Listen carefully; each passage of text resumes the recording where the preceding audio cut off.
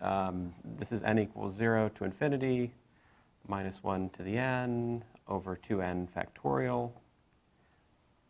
And all I do, since I'm looking at cosine of x minus 2, is I take my known Maclaurin expansion and I replace x with x minus 2. So here it is, to the power 2n, and then plus the cosine of 2 times the sum n equals 0 to infinity, minus 1 to the n over 2n plus 1 factorial x minus 2 to the 2n plus 1. There you go. This is the power series expansion for sine centered at 2. Yeah.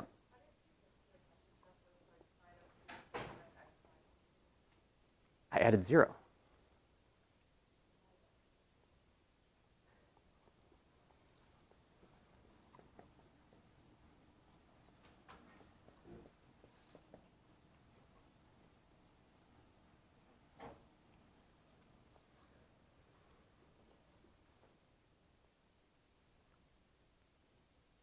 So at some point or another, I mean, I have to admit that the direct calculation of Taylor series is not that bad, and you can do it, right? Like, this is an example.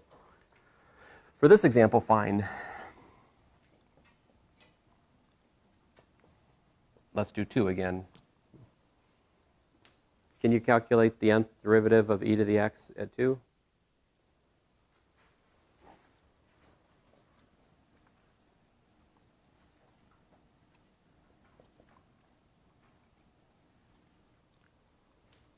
Right? So what does the Taylor series centered at 2 for e to the x look like?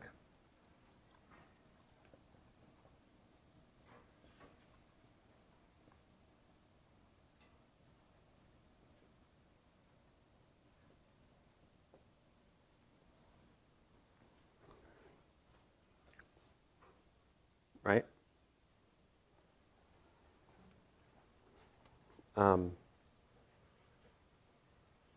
Yeah. Answer. That's the power series centered at 2 for the exponential.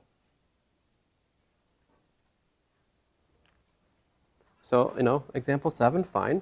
We could actually use direct calculation of Taylor series. Fine, fine. I'll admit it. It works sometimes. I'm not saying it doesn't. There's always at least one question on the next test where I want you to actually directly differentiate to calculate the Taylor series. Not for the whole thing, almost always, just for the first 3 terms. Yep. Top hat. I tried to load that thing up at the start of class, and it just didn't do it.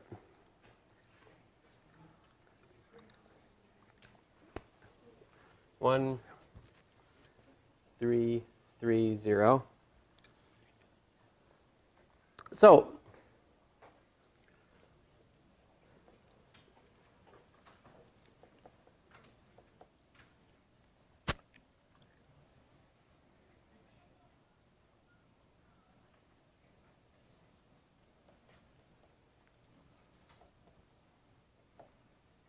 find the power series for x e to the x centered at 2.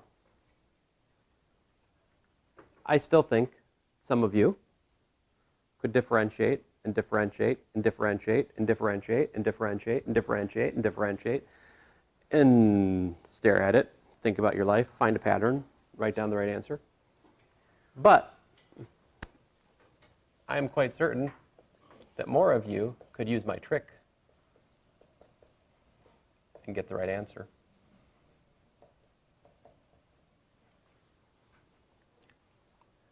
See, because then what I have is x minus 2 times e to the 2 times e to the x minus 2 plus 2 e to the 2 times e to the x minus 2.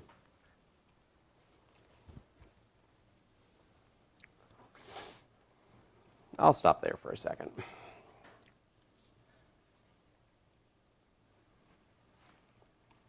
What have I done?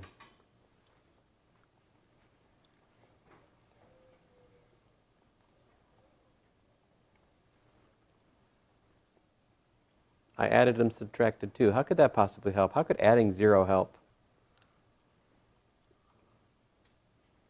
Well, I think it helps because it creates x minus 2's, which are what I want to keep for my power series, you know? And why do I have e to the 2 times e to the x minus 2? What's that?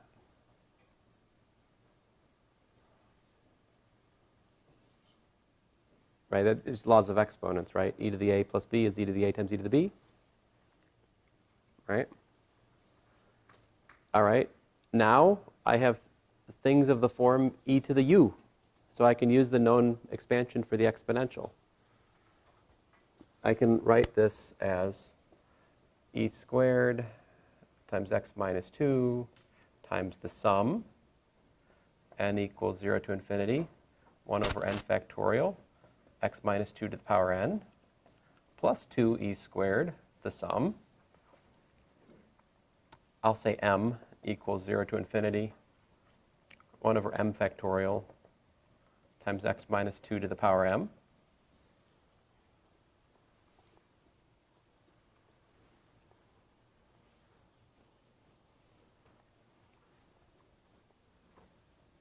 So what we're looking at here is the sum, n equals 0 to infinity, of e squared over n factorial times x minus 2 to the power n plus 1, plus the sum,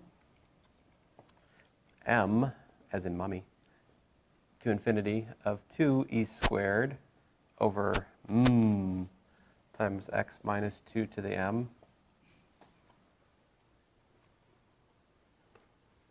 How can I repackage the first sum as a sum over m and rather than n?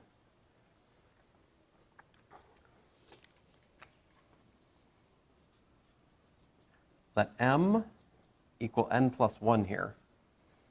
Make that substitution for the first series, right? That gives me the sum. Let's see, if n equals 0, what's m equal to? M equals 1, right? M equals 1 to infinity. E squared over what? M minus 1 factorial. And x minus 2 to the power m, plus the sum, m equals 1 to infinity of 2e squared over m factorial, x minus 2 to the power m, plus something. See, what I did is I took m equals to 0, and I wrote it out here on its lonesome. M equals to 0 gives me 2e to the 2, 2e squared. Why did I do this? I did this so that I can combine the terms which belong together, namely those going from m equals 1 to infinity in my last line. Now that I have these have the same format, I can add them. All right, and so this gives me the sum. Oh, let me write the constant term out front. 2e squared plus the sum, m equals 1 to infinity of, well, I'll say e squared times 1 over m minus 1 factorial plus 2 over m factorial x minus 2 to the m.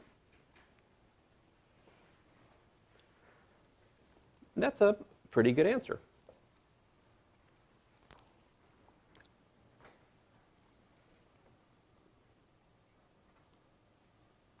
So that's the pattern, not quite the pattern.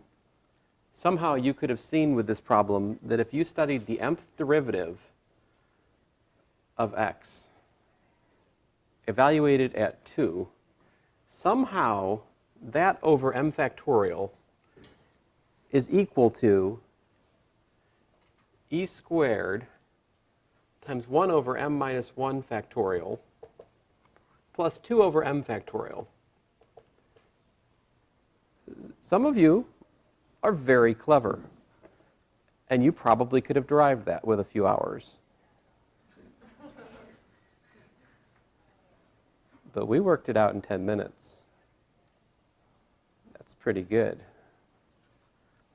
Question, what's the 100th derivative of f evaluated at 2?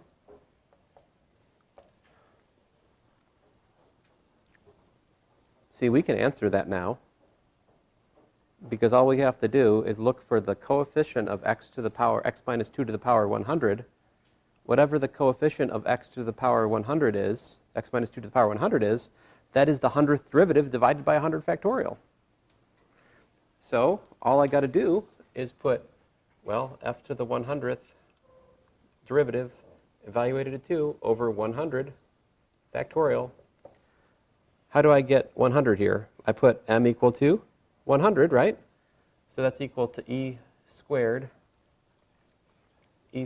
times 1 over 99 factorial plus 2 over 100 factorial. So it looks like, so multiply by 100.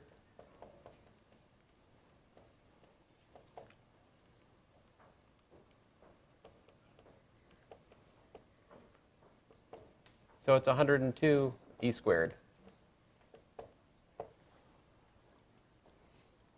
Again, I think everybody here could calculate the 100th derivative evaluated at 2 if you had a couple days, and if I paid you money. Like if I had a couple days and paid me money, I'd just put it in the computer. I'd be back in 10 minutes for my money, right? Good.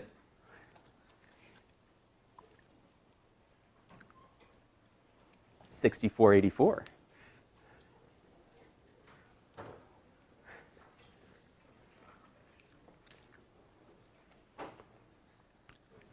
What's the most number of times you guys have ever top hatted in one class in one day? I did it in here 6 times? Oh, okay. We've already had this conversation. I forget, you know.